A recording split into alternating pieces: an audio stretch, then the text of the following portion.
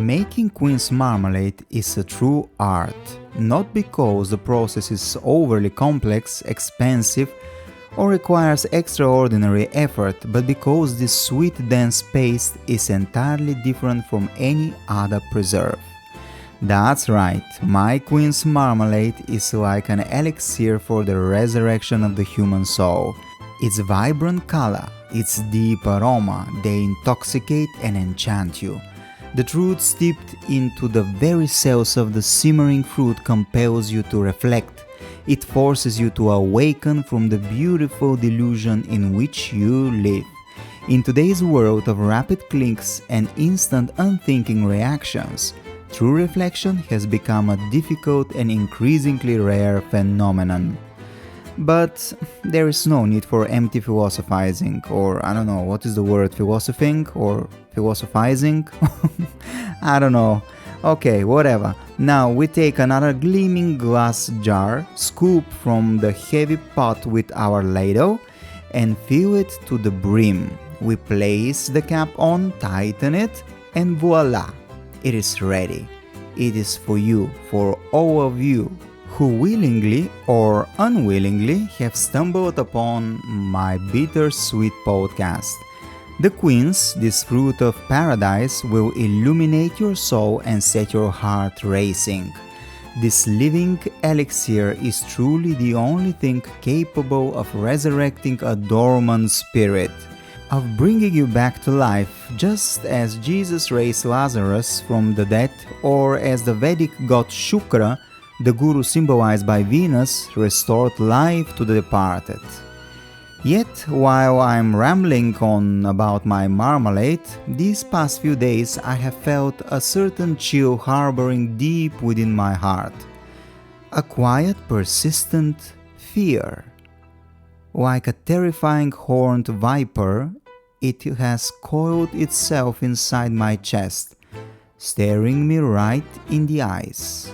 And I stare back, and it stares at me. It is daring. And yet, it's supposed to be just a feeling, right? Whenever I steer this spot, I like to peer deep into my soul, to analyze what I see, what I feel, what I sense through my skin in the world both within me and beyond me. It is like an electrocardiogram of the inner self. The line moves gently up and down, or spikes nervously depending on the day's events, of course. Lately, this EKG, or I don't know how to pronounce it, AKG, or I don't know, electrocardiogram, detected an anomaly. The viper has appeared in my heart, and I had to figure out how to handle its venom. But this wasn't an ordinary anxiety, it was something entirely different. Yes, I'm afraid. Afraid of the masses, of the crowd, of the collective mind. I'm afraid of its growing vulgarity and steady intellectual decline. I'm afraid that modern society has killed love, has killed God, and has placed sex and money upon a cold pedestal. All it wants is to consume, to eat, to drink, to numb itself with drugs. It builds nothing, it only destroys and degrades. I'm terrified of where this crowd is headed and of the future these masses will dictate, not just for me but for the whole human history. Is this a normal fear? Maybe it is just something temporary. It is the first time it has surfaced in my soul and I don't know how to react to it. I see the snake with its flashing yellow eyes and the sharp little horn on its snout. I know I must be cautious. The viper is venomous, fear is toxic, and the world around me seems poison too. The crowds have become slaves to cheap propaganda, hyper-dependent on social media algorithms. Anyone who possesses money and power can intoxicate and control millions. That's the great danger of our era. If you have the capital, you can mold the masses as if they were wet clay. It is as though the modern individual has lost their backbone, their independent mind, their real understanding of reality. Have Orwell's prophecies in 1984 finally come true? It certainly feels like we are crossing that threshold. Not the genius, not the poets, not the artists, no, it is the masses who will fill the spaces of the world and dictate its future. The genius and the creator sadly often end their days forgotten, humiliated and isolated.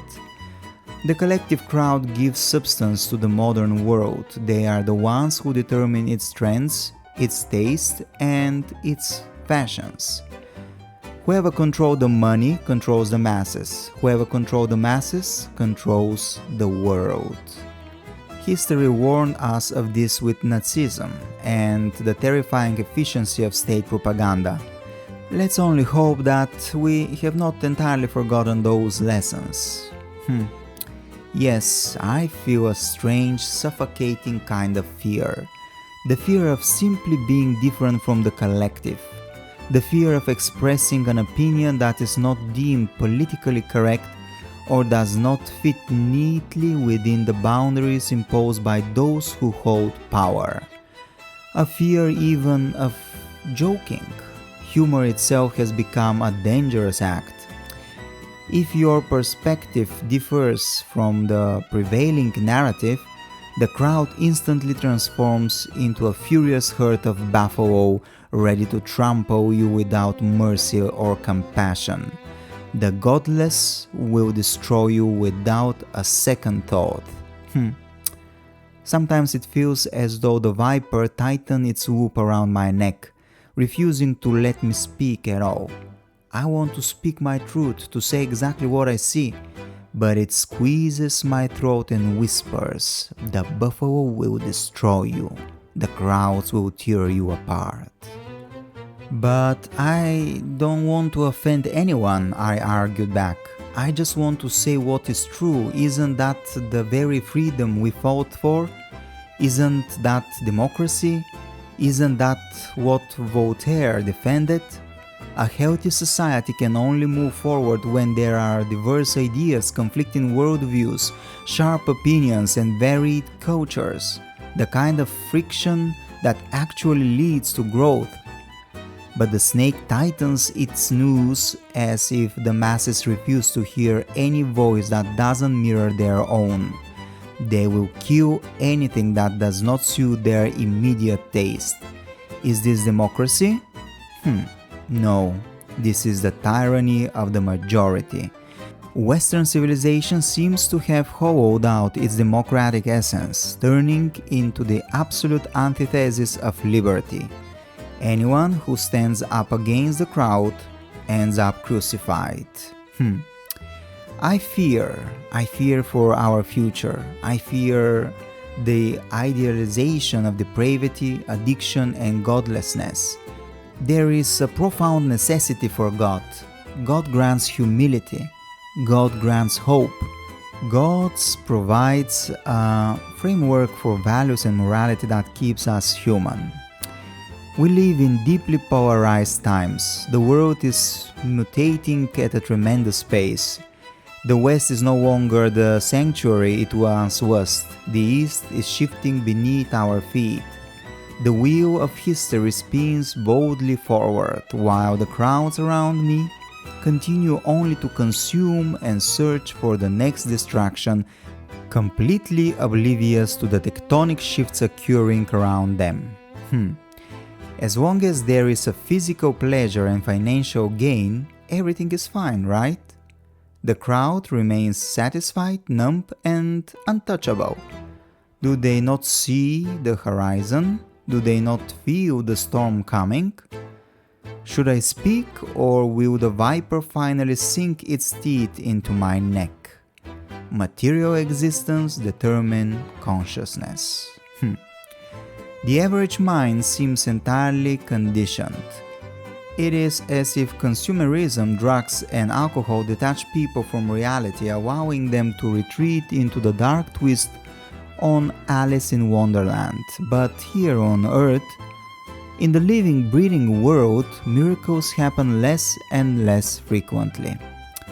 The crowd act as if they are at an eternal party in Ibiza, but that party is coming to an end.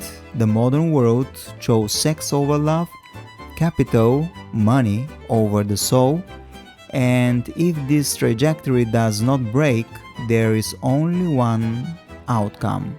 Rome will fall again. Look at the Roman Empire. It is the perfect mirror of our current society. When luxury, laziness, and unchecked debauchery took over Rome, it began to sink from within, eventually becoming easy prey for the barbarians. That is exactly what awaits us. Perhaps only pain can bring back both love and reverence for the divine. I'm afraid we will not be able to avoid that pain. But anyway, the marmalade continues to simmer on the stove, and I continue to philosophize, staring this viper, this fear directly in the eyes. It will probably go away. It will hide somewhere deep within my soul without me even realizing it's there. Or perhaps I will have to face it alone.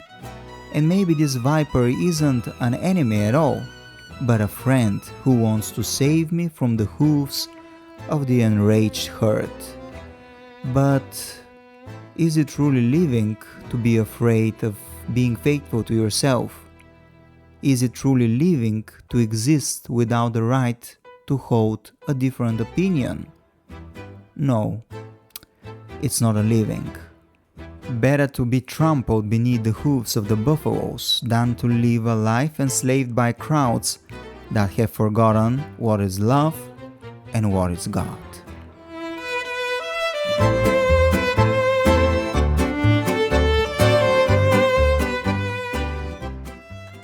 The marmalade is ready, golden, warm, imperfect, just like us. We sealed one more jar full of delicious Queen's marmalade. Thank you for being here. Thank you for steering these moments with me. If this episode touched your soul, share it, comment, and tell what awakened in your heart.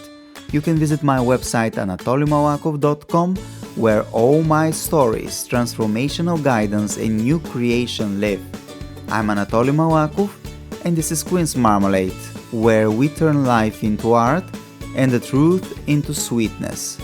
Until next time.